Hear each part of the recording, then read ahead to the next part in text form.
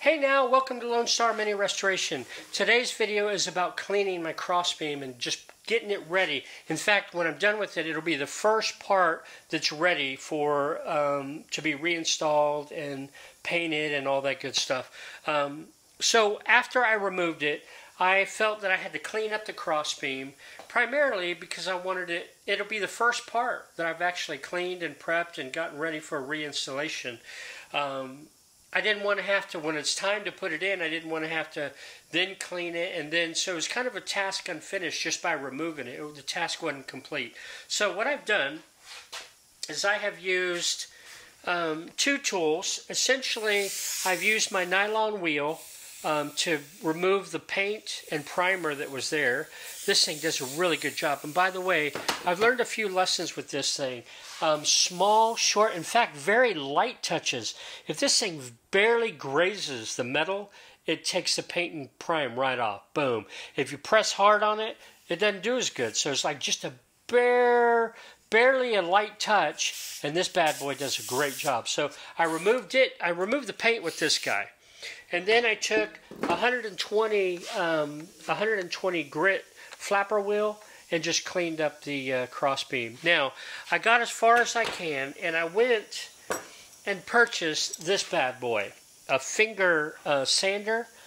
You know, and so you've heard the phrase, you get what you pay for. Well, I wanted to try this out. I wasn't sure that it was, what I needed. However, it did have the right reach because I can't get into the bottom side of the crossbeam. It didn't work right out of the box. $20. I thought, okay, that'll give me a good idea of whether I like this type of tool or not. $20, and right out of the box, it does not work. So my progress has been halted. I'll take this back later this afternoon and replace it. But I wanted to show you a couple things. One is the crossbeam. Look at it. Look at this bad boy. It's beautiful. Beautiful, nice, almost cleaned. I mean, there's a lot of spots, especially on these flanges here, that, because it's not flat, there's little dimples. It's hard to get in there. And I'm hoping that finger sander will do the trick. But a couple things I just wanted to point out that, my job in removing it was not perfect. This was one of the first holes that I made on the bottom of the shell. And so when I was sanding out, I went too far is what I did. So I kind of blew that out right there. Not horrible. I'll actually kind of repair that. I'll put a little piece over it and weld that on. But all in all, for the other than that, all in all, the other downfall to the crossbeam is the side that I removed via the spot weld removal bit. The inner seal was all rusted out. And so this, you can see here, this was really bad rusted out. So I really couldn't save it, but I think I can salvage it still. So this side has it. Now this side, I was smart on. Oh, this side I was smart on. I cut it out. I cut the whole daggum thing out. And then I slowly removed the spot welds via grinding it out. And this side came out almost perfect. Look at that. I mean, they're solid. I just have to clean them up still. But on the other side, you can see the side that was not, the inner seal that was not rusted out, on the bottom side of the crossbeam, it's all nice. It looks good. In fact, I don't see any rust whatsoever. However, on the side that was, the inner seal was all rusted out, yeah, look at this bad boy. There's rust in there. And so that's why I got the finger sander to try to get in here and clean that up, clean all that rust up. But keeping it short, this bad boy, look at all that. It's beautiful. So again, I removed the paint with the nylon wheel, and again, a very light touch and small strokes. It did wonderful. Removed it right away. So it was a cleaning job. And then after the paint was gone, then I came back and used a 120 grit flapper wheel just to clean up the residue of the paint and primer. Oh, one other thing. Now, I'm going to say I did this. I'm going to say it's my fault. I don't really know. But I'm sure in manhandling this, getting it out of the car, I'm sure I did it. The crossbeam, right, gives stiffness to the shell, gives it a cross member. However, I want to point out that the weakest part of this bad boy, you know, usually channels and angles are far stronger than a flat plate, right? You put a little lip on it, and it adds a tremendous amount of stiffness to it. So this is a nice channel all the way, except for the weakest part of this sucker is right here.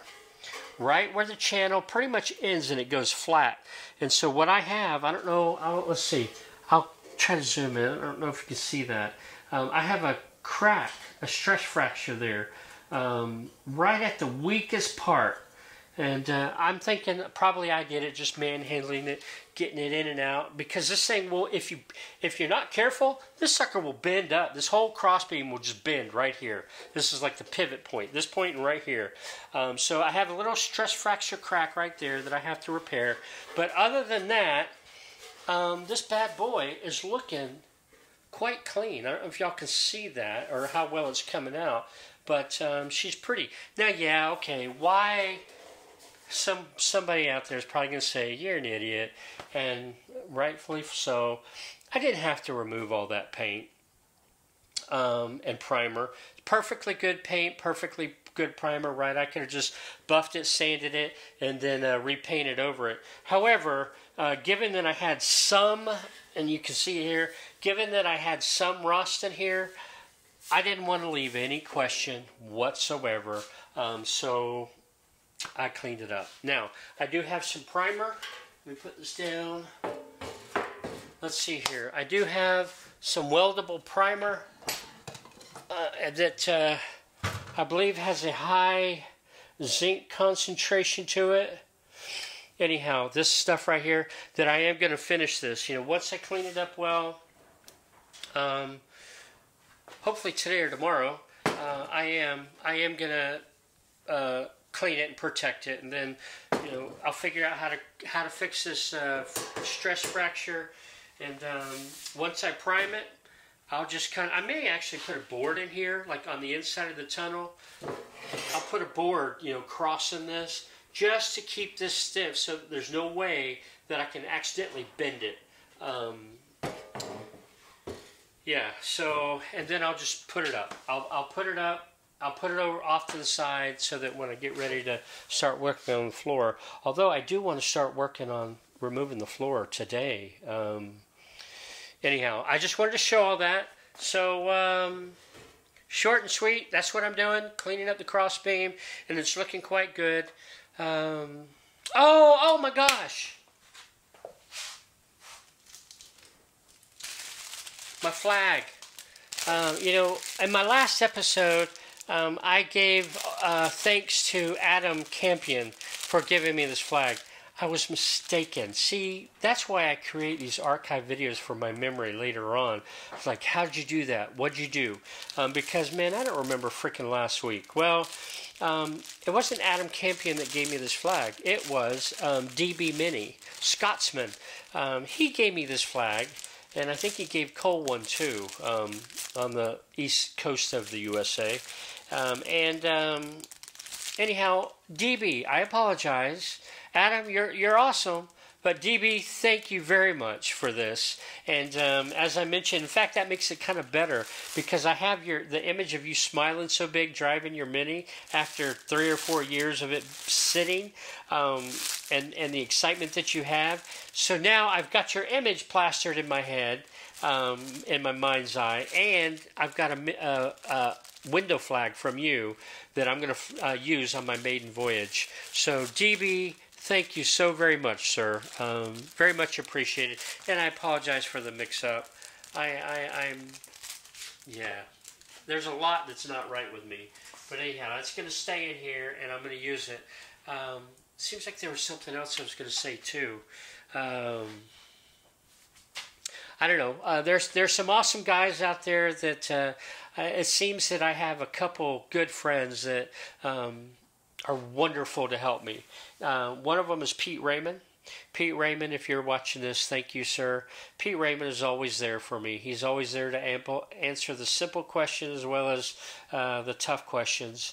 And I have another friend, too, who always wishes to remain anonymous. So I can't even mention anything about him Nothing. And that's a little bit frustrating because this guy's pretty awesome. But you know who you are. If you see this message, thank you for all your input and advice and suggestions. There's a whole community out there for sure that is outstanding. But today, I'm just cleaning this bad boy up, and then I am going to flip the car over and start looking. In fact, I'll probably start removing spot welds on the floor panel today. That's exciting. Oh, it's cold today, man. It's cold and it's rainy. I welcome the rain. We definitely need the rain. But to drop to 13 degrees, go from 32 degrees to 13 degrees almost overnight, that's just wrong.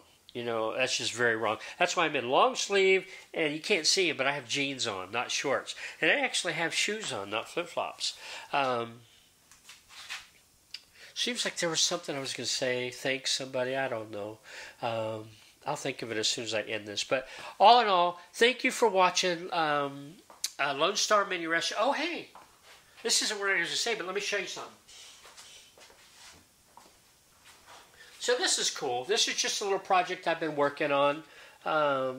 This is made out of just a little, I call it my little artwork, Lone Star Mini. This is made out of all different Texas license plates. So I took this one from they're all mine. They actually have been all mine. I have quite a few license plates over the years, different ones, and so I have been lucky enough to find a letter from each one, and so it's kind of cool. Lone Star Mini, artwork made out of license plates, Texas license plates.